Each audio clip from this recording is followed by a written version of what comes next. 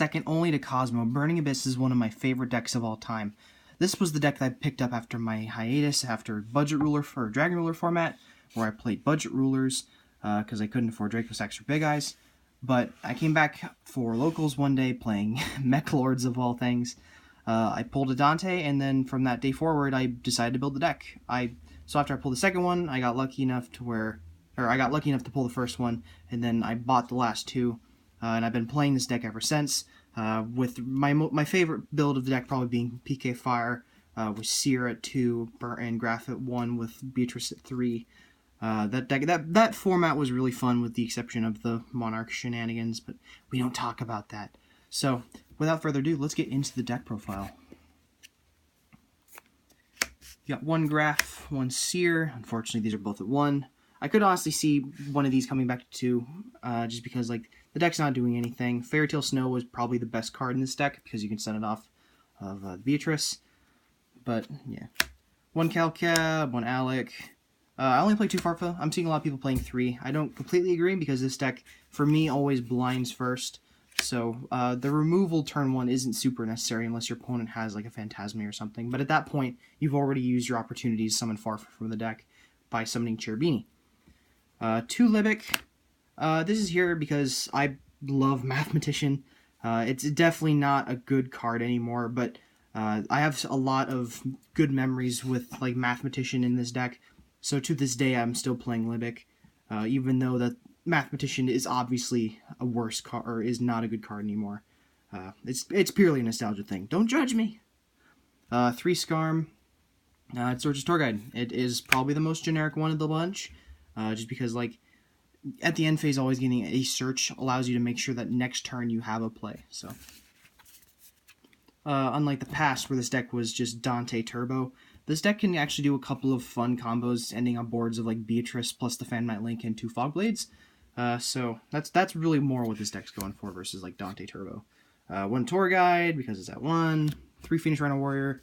This is probably the best card in the main deck, just because it tutors out any monster that you need. It can be removal, it can be an end phase search, it can be a summon from hand, deck, or grave. It's just really, really good, and it's your biggest combo extender. If you don't open Tour Guide, you want to open this. Though, in some occasions, you'd rather open this over the Tour Guide, because if the Tour Guide gets impermanence, ashed, or veilered, you kind of just end your turn, but with this, you can only get ashed, so. 2 Math. I already went over this card. It's really fun. 3 Vanity's Fiend, because I'm a degenerate that doesn't like my opponent to play Yu-Gi-Oh! This card is really, really good, this format. Just sitting on, or summoning a Burning Abyss, and then just sitting on this for a turn or 2 until you can get your resources going. Most of the time, your opponent's forced to use a Fog Blade or something on this, or they have to use their battle phase to kill this by summoning just a big Oonga Boonga Beater. So, yeah, 3, this is really fun. You could really make an argument to side it. I personally prefer to main it because this deck goes first. And if you can't do combo, you just summon a Burning Abyss and just sit on this, and your opponent oftentimes just can't kill it. With the exception of Mystic Mind Burn, but that deck is gross, so we don't talk about it. For the Phantom Knights, 1 Gloves, 2 Cloak, and 3 Boots. This is the OG way of playing, or the ratios back in the day. You played 3-2-1, and then 3 Fogblade. I think it still reigns true to this day.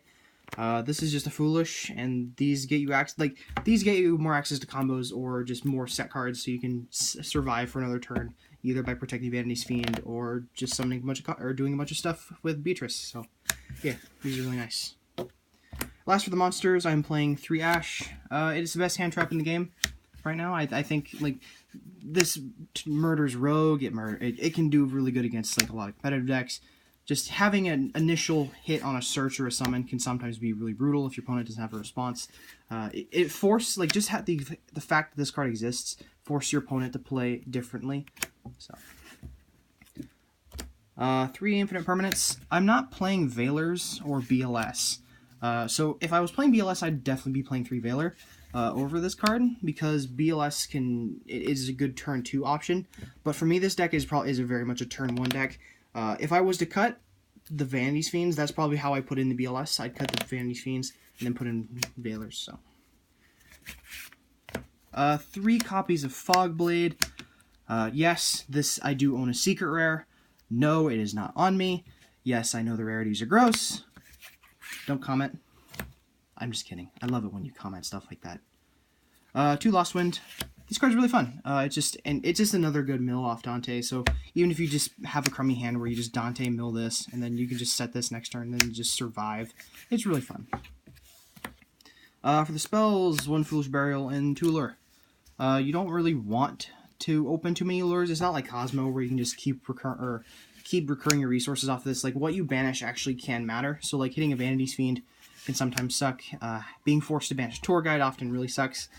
So you can honestly probably go without this, but I enjoy having the bit of draw power.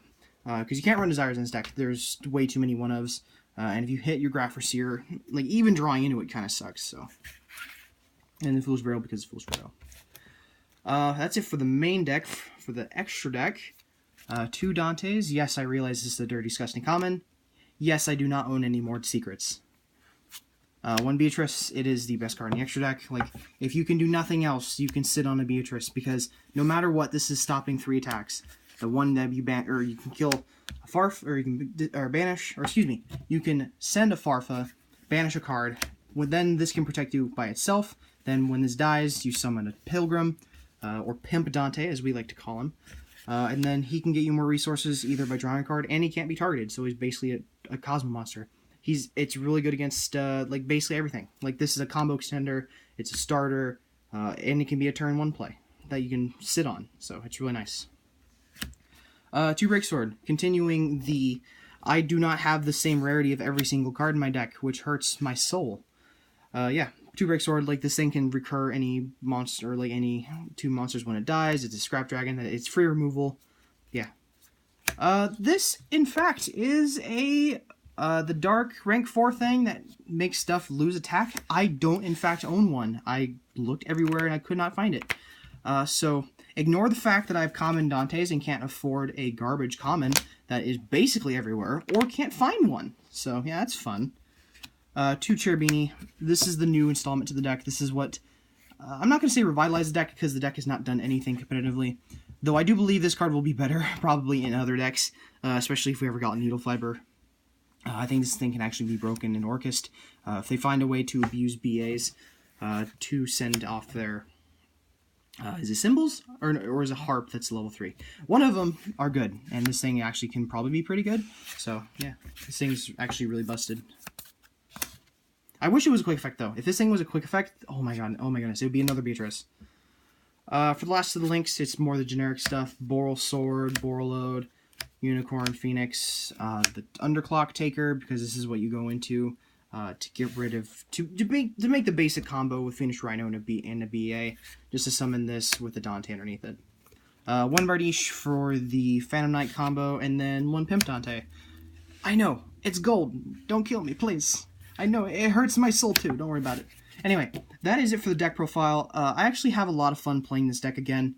It was shocking to me that, like, we even got Cherubini, and understandably so. This card could probably be really abused, and it's probably one of the better cards that came out of the Link pack that came out in OCG that we never got, because, oh no, TCG can't afford having stuff this broken, right? I mean, that Alistair Link is stupid good, right? Anyway, yeah, that's it for the deck profile. I hope you guys enjoy. If you guys have any questions, comments, or would like to improve the deck in any way, please let me know. Your ideas in the description. In the comment section. I'm actually having fun reading the comments and discussing card strategies and different deck building techniques. So, if you guys like it, have a good day. Later.